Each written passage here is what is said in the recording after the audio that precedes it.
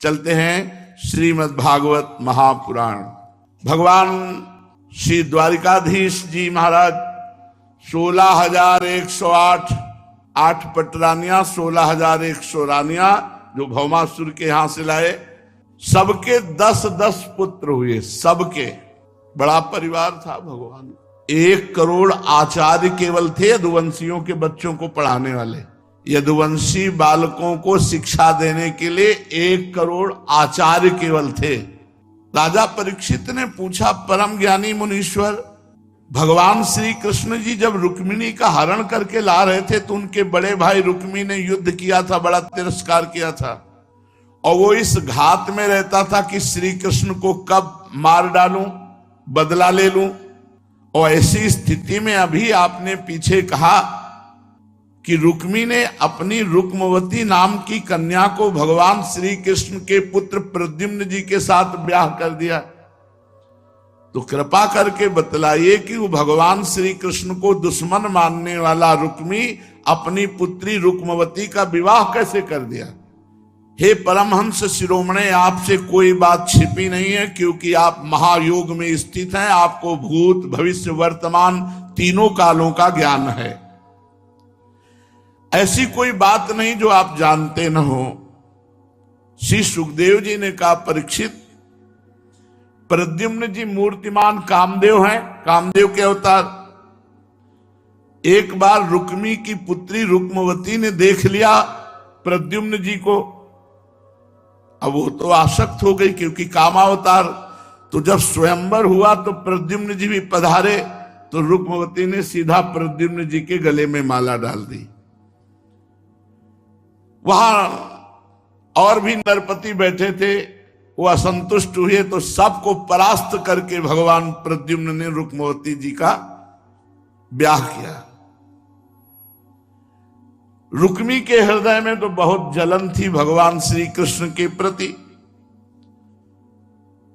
पर जब देखा कि बेटी का ही हमारे मन था, प्रद्युम्न जी को पति रूप में वरण कर लिया, तो सोचा हमारे संबंधी तो है ना, बहन है रुक्मिणी, उनका पुत्र है प्रद्युम्न और पुत्री है रुक्मवती, चलो अपने क्रोध को हम शांत करते हैं। बड़ा दहेज दिया और प्रद्युम्न जी का सम्मान करके रुक्मवती के साथ द्वारिका। परीक्षित, 10 पुत्रों के अतिरिक्त रुक्मिणी जी की एक परम सुंदरी कन्या थी, चारुमती। कृतवर्मा के पुत्र बलि ने उसके साथ विवाह किया। रुक्मी भगवान श्री कृष्ण के साथ पुराना वैर अंदर दबा के रखता है। कोई कोई लोग ऐसे होते हैं कि बैर होने पर फिर मित्रता का नाटक करते हो, अंदर दबा कर रखते हैं। रुक्मिणी को प्रसन्न करने के लिए रुक्मवती का विवाह प्रद्युम्न जी से हुआ और अपनी पौत्री रोचना का विवाह रुक्मिणी जी के पौत्र प्रद्युम्न जी के पुत्र अनिरुद्ध जी से किया। अब अनिरुद्ध जी के विवाह में श्री कृष्ण जी, बलराम जी, रुक्मिणी जी, प्रद्युम्न जी, सांब जी और द्वारिकावासी सब पधारे हुए थे। विवाह उत्सव निर्विघ्न हुआ। कलिंग नरेश बड़े बड़े घमंडी नरपतियों के साथ रुक्मिणी से कहा कि बलराम जी को ललकारो पांसे के लिए, पांसा खेलने के लिए। बलराम जी को पांसा डालना आता नहीं, पर ललकारोगे तो क्षत्रिय धर्म है, वो जरूर खेलेंगे और हम सब उनको परास्त कर देंगे। बहाने से रुक्मी ने पहले बलराम जी को बुलाया और फिर चौसर के खेल का आह्वान किया। अब बलराम जी को खेलना नहीं आता था, तो बलराम जी ने पहले 100 मोहर रखी, फिर 1000 मोहर, फिर 10,000। अब वो लोग सब प्रवीण थे, जीत लिया। बलराम जी जो रखते वो सब हार जाते। तो कलिंग नरेश दांत दिखा दिखा कर बलराम जी का उपहास कर रहे थे।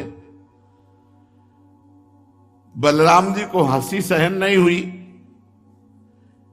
रुक्मी ने 1,00,000 मोहरों का दाव लगाया। बलराम जी का पांसा पड़ गया, जीत गए बलराम जी। परंतु वो लोग धूर्ततावश कहने लगे, नहीं नहीं, जीत तो मेरी हुई है। बलराम जी क्रोध से तिलमिला उठे। वैसे ही स्वभाव में भी बलराम जी ने 10 करोड़ मोहरों का दांव रखा। द्यूत क्रिया के नियम के अनुसार बलराम जी का ही पांसा पड़ा, पर रुक्मी ने और उन दुष्ट राजाओं ने कहा नहीं नहीं, कलिंग नरेश ने कहा जीत हुई रुक्मी की। तो बलराम जी ने कहा सत्य मैं कहता हूं, ये पांसा मेरी तरफ पड़ा 10 करोड़ मोहरों का। तो आकाशवाणी हुई, धर्म पूर्वक निर्णय किया जाए तो जीत बलराम जी की हुई है, पांसा बलराम जी का पड़ा। आकाशवाणी को भी झूठ मानकर ये लोग हंसी उड़ाने लगे बलराम जी की। बलराम जी की हंसी उड़ाते हुए कहा, बलराम आखिरकार तुम कोई राजा थोड़ी हो, बन बन भटकने वाले ग्वाले हो, पासे खेलना क्या जानो, पासों और बाणों से खेलना हम राजाओं का काम है। और ऐसा कह के सब उपहास कर दिए। बलराम जी खड़े हुए, चिंतन किया, सोई मूसल आ गया, हल मूसल आ गया। कलिंग ने से दांत ये मारा, मूसल तो पूरी 32 अंदर चली गई। जितने हुआ बैठे थे मार मूसल मार डाला, रुक्मी को मार डाला, जो रुक्मिणी जी का भाई था बड़ा, मार डाला मूसल। बलराम जी हैं भी तो, अरे भाई इनके क्रोध का, जब जनक जी ने कह दिया सीता जी के स्वयंवर में कोई धनुष नहीं उठा पा रहा था, राम जी गंभीर मुद्रा में बैठे थे। जनक जी ने कहा अगर मैं ऐसा समझता पृथ्वी वीरों से खाली हो गई है, कोई भगवान शंकर के इस अजगव को उठाने वाला ही नहीं पैदा हुआ, तो मैं कभी ऐसा प्रण नहीं करता कि जो अजगव का खंडन करेगा उसे जानकी को ब्याह दूंगा। मुझसे बहुत बड़ी भूल हो गई, क्योंकि पृथ्वी में अब कोई वीर ही नहीं बचा। तो लक्ष्मण जी ने कोई आज्ञा थोड़ी मांगी थी, कूद पड़े और कहा जनक, रघुवंश विभूषण भगवान जहां विराजमान है वहां ऐसी बात कह दी कि वीर नहीं। अरे प्रभु का अनुशासन पाऊं तो तुम धनुष की बात कहते हो। इस ब्रह्मांड को कच्चे घड़े की तरह तोड़ दूं, धनुष को 100 योजन ऐसे बरसाती छत्ते को कहते कुकुर मुत्ता, ऐसे बरसाती छत्ते की तरह इसे तोड़ दूं, ब्रह्मांड को कांचे घर की तरह। ब्रह्मांड हिलने लगा। भगवान ने कहा लखनलाल शांत। जहां वो ऐसे तो राम जी रोक देते, तो कहा अगला अवतार जो होगा ना तुमसे बड़े बन के आएंगे, क्योंकि जब मर्यादा है, बड़े रोक रहे तो रुकना।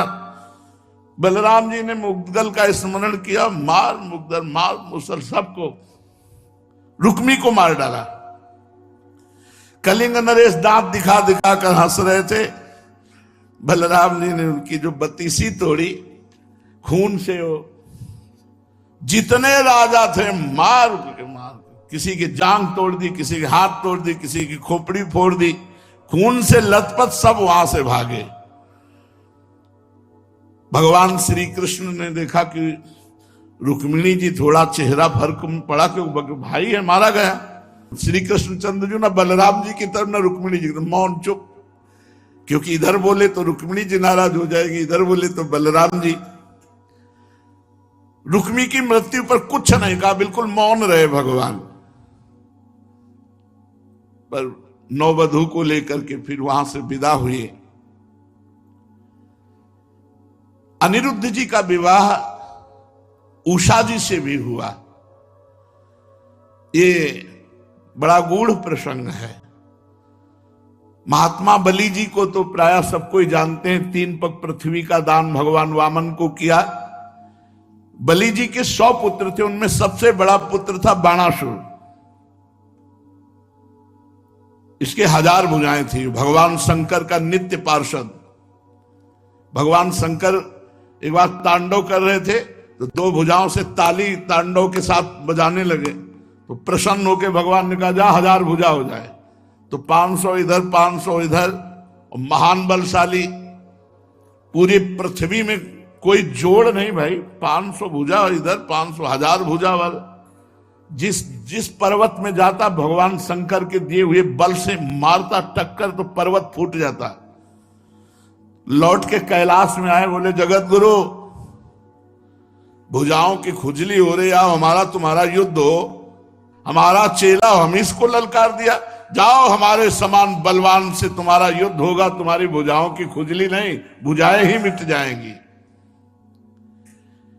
दैत्यराज बाणासुर भगवान शंकर का परम भक्त था, समाज में बड़ा आदर था और बड़ा बुद्धिमान था। बाणासुर की रमणीय राजधानी शोणितपुर।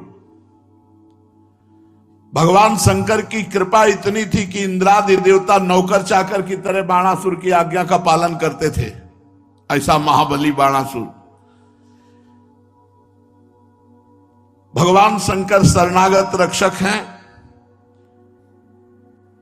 भगवान शंकर शोणितपुर राजधानी की रक्षा करने का व्रत दिया। बाणासुर से कहा तू चिंता मत कर, तेरी रक्षा के लिए मैं राजधानी की रक्षा करूंगा। बल का घमंड जब आ गया तो भगवान शंकर ने ये कहा कि मेरे समान बलवान मिलेगा। अब वो नहीं समझ पाए।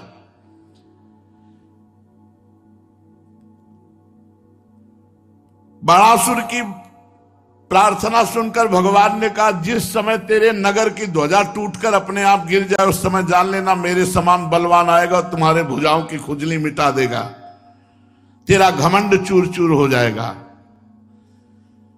बाणासुर बड़ा हर्षित हुआ कि कोई तो लड़ने वाला मिलेगा।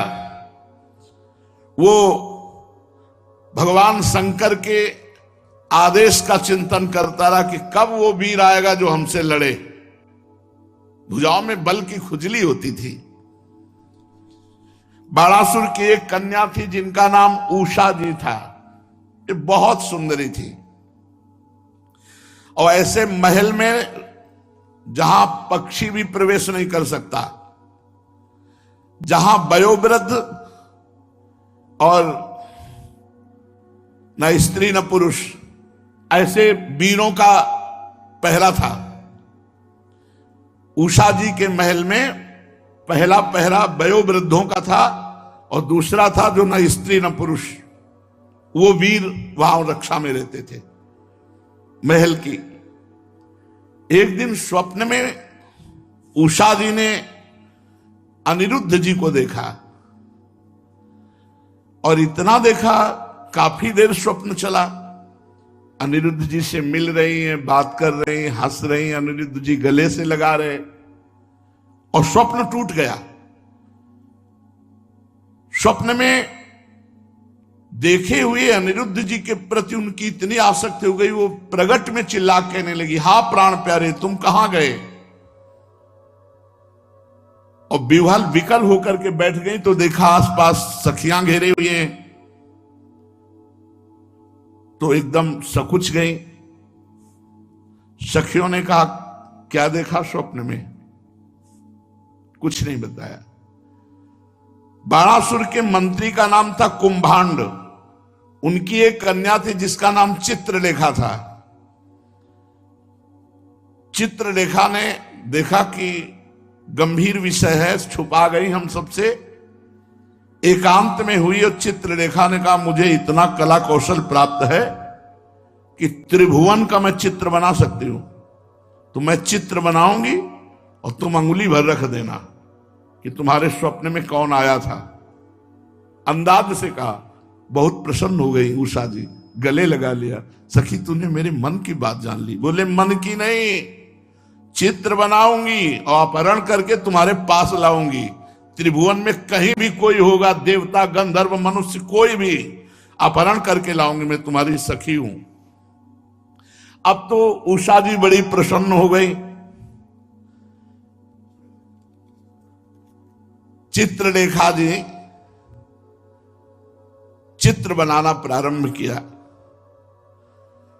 उषा जी ने कहा मैं पहले बता दूं, सांवला सांवला, अजान बाहु, कमल के समान नेत्र, पीतांबर धारण किए, मेरे चित्त को चुरा ले गया, अब मैं उसके बिना जी नहीं सकती। मेरा प्राण वल्लभ अगर नहीं मिला तो मैं कुछ दिन में ही अपने शरीर को छोड़ दूंगी विरह में। चित्रलेखा ने कहा, सखी तुम कैसी बात करती हो, मेरी फिर चित्रकला का मतलब क्या रहा? त्रिभुवन में कोई ऐसा नहीं जिसका मैं चित्र न बना दूं। ध्यान के द्वारा मैं पूरे त्रिभुवन का चित्र बना सकती हूं। तुम केवल पहचान लेना कि यही है। मैं तुम्हारी विरह व्यथा न शांत कर दूं तो तुम्हारी सहेली नहीं। अब वो चित्र बनाना शुरू किया। चित्रलेखा ने पहले देवताओं के चित्र बनाए, गंधर्व के, सिद्धों के, चारण के, पन्नग, दैत्य, विद्याधर, यक्ष, मनुष्य।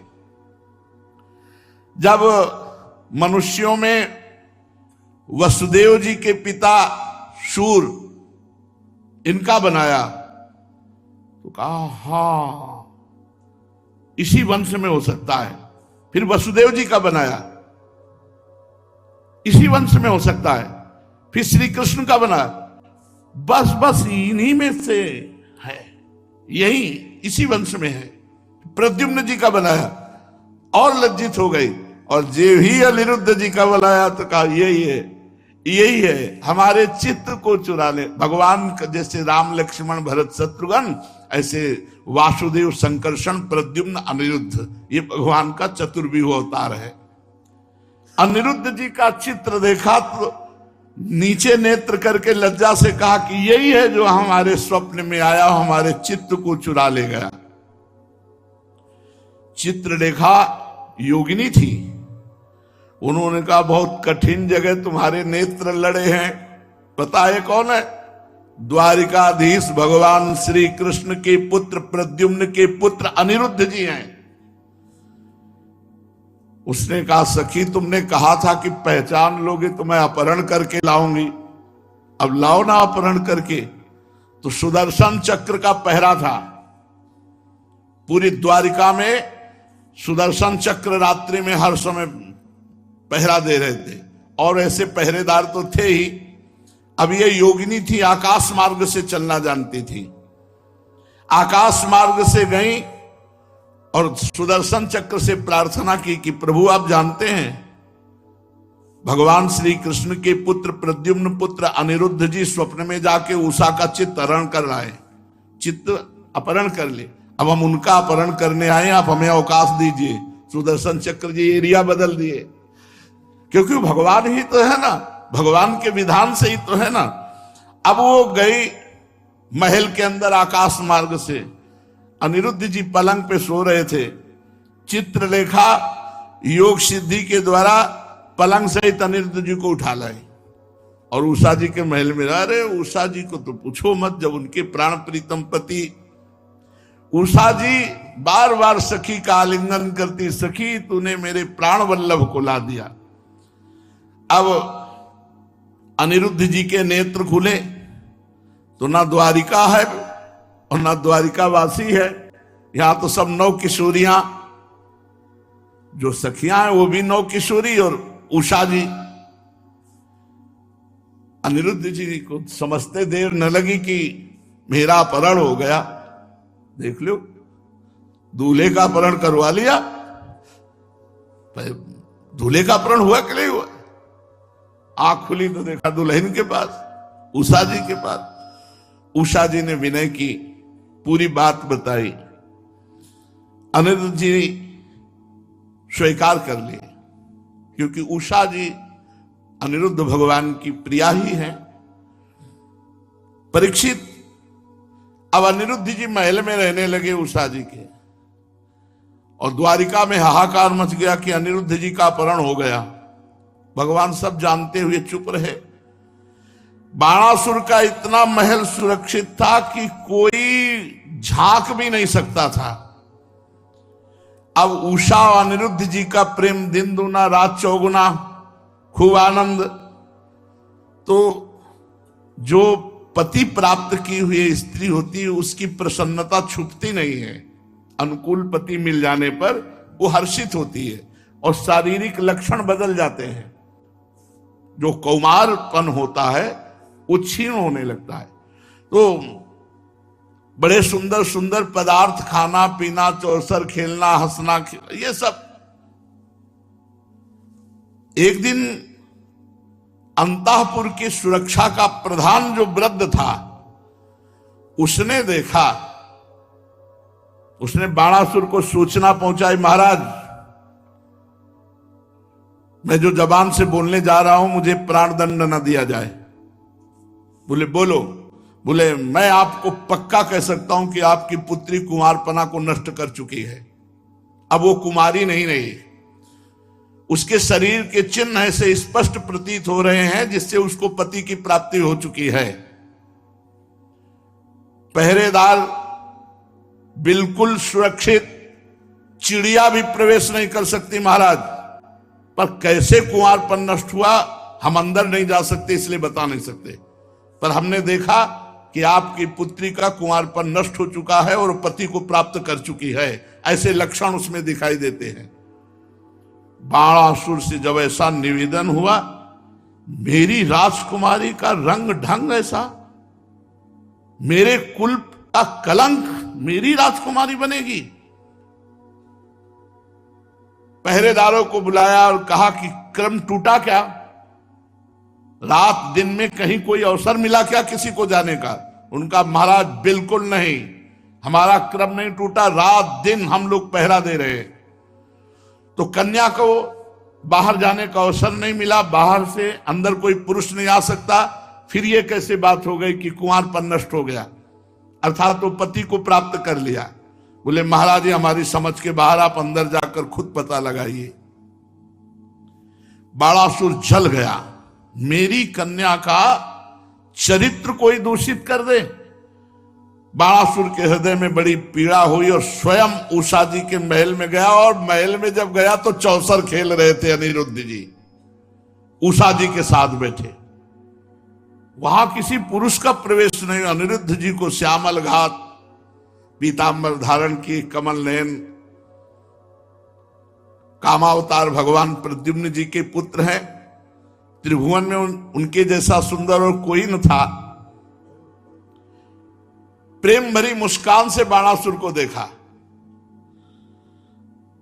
अनिरुद्ध के पास सज धज कर बैठी हुई उनकी प्रिया उषा जी, उनके भी गले में सुंदर पुष्पमाला, हार आदि सुशोभित हो रहे थे। बिल्कुल अंग से अंग सटी हुई बैठी थी, तो पत्नी ही है। बाणासुर अनिरुद्ध के पास ऐसे उषा को देखकर चकित आश्चर्य में हो गया। मेरा भय त्रिभुवन में देवराज इंद्र को भी है, कौन ऐसा जिसको मेरा भय नहीं और कैसे आ गए? जब अनिरुद्ध जी ने देखा कि बाणासुर अस्त्र शस्त्र लेके खड़े हो गए और कहा यदि युद्ध की भावना से आए हो तो हम आपसे अकेले युद्ध लड़ सकते हैं, अगर रिश्तेदारी की भावना से हो तो। पर वो तो युद्ध की भावना में बल विक्रम का घमंड बाणासुर का। अनिरुद्ध जी ने दौड़ करके एक परिग उठाया और एक परिग मारा तो बाणासुर के साथ जितने थे सब फैल गिरे। भगवान के अवतार है। जैसे सिंह जो है सुअरे को, दल को खदेड़ खदेड़ कर मारता है, ऐसे बिना अस्त्र के अनिरुद्ध जी ने खदेड़ खदेड़ कर बाणासुर के जितने भी परिकर के थे सबको मारा। अनिरुद्ध जी ने सैनिकों के सिर, भुजा, जंघा ये सब तोड़ फोड़ दिए। बाणासुर ने देखा एक अकेला मेरी सेना का संहार कर दिया, तिलमिला उठा और मंत्र के द्वारा नागपाश का प्रयोग किया, जो मेघनाथ ने भगवान श्री राम और लक्ष्मण जी के ऊपर किया था। नागपाश से बांध दिया अनिरुद्ध जी को। उषा जी ने देखा मेरे प्रीतम को नागपाश से बांध लिया गया, वो चिल्ला चिल्ला करके रोने लगी।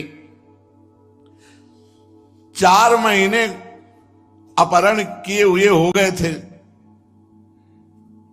पूरी द्वारिकापुरी में हाहाकार मचा था कि ये कोई प्रथा है क्या कि बाप भी और ऐसे बेटा भी। जन्म लेते ही 10वें दिन के बाद अपहरण हो गया था प्रद्युम्न जी का, और अभी 9 किशोर थे, अनिरुद्ध जी का अपहरण हो गया। 4 महीने पता नहीं चला। 4 महीने उषा जी के पास, 4 महीने बाद ये बाणासुर को पता चला। नारद जी सूचना प्रधानमंत्री विश्व के हैं। वो बीड़ा बजाते हुए द्वारिका पहुंचे। भगवान श्री कृष्ण ने कहा कि नारद जी तुम्हें पता है अनिरुद्ध जी का अपहरण हो गया। तो नारद जी मुस्कुराए कि सबका सब कुछ पता है आपको, हम से बुलवाना चाहते हो?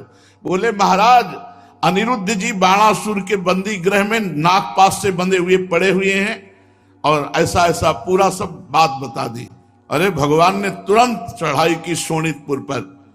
श्री कृष्ण बलराम जी, प्रद्युम्न जी, सात्यकी, गद, साम, सारण, नंद, उपनंद, भद्र, ये 12 क्षोणी सेना लेकर के शोणितपुर बाणासुर के ऊपर चढ़ाई कर दी। बाणासुर ने देखा यदुवंशियों की सेना कोटा पर कोटा सब नष्ट करते हुए राजधानी के अंदर प्रवेश करती आ रही है। बाणासुर की तरफ से भगवान शंकर, स्वामी कार्तिकेय और स्वयं 1000 भुजा वाला बाणासुर और बड़ी सेना। भगवान श्री कृष्ण बलराम जी रणभूमि में जब देखा देवादिदेव भगवान शंकर को नंदी पे सवार, 6 मुख कार्तिकेय जी, भगवान श्री कृष्ण ने कहा क्या आदेश है? महादेव जी ने कहा सब काट डालना, केवल 2-2 रखना। तो बोले महाराज आप जब सामने रहेंगे तो फिर कैसे हम युद्ध करेंगे, क्योंकि आप सामने रहेंगे। बोले एक बाण है जन्मणास्त्र, वो मार देना, हम जब वही लेते रहेंगे, तुम अपना काम करना। भगवान शंकर और भगवान श्री कृष्ण इशारे से बात हुई। तो आगे चर्चा होगी। श्री राधा वल्लभ लाल की जय।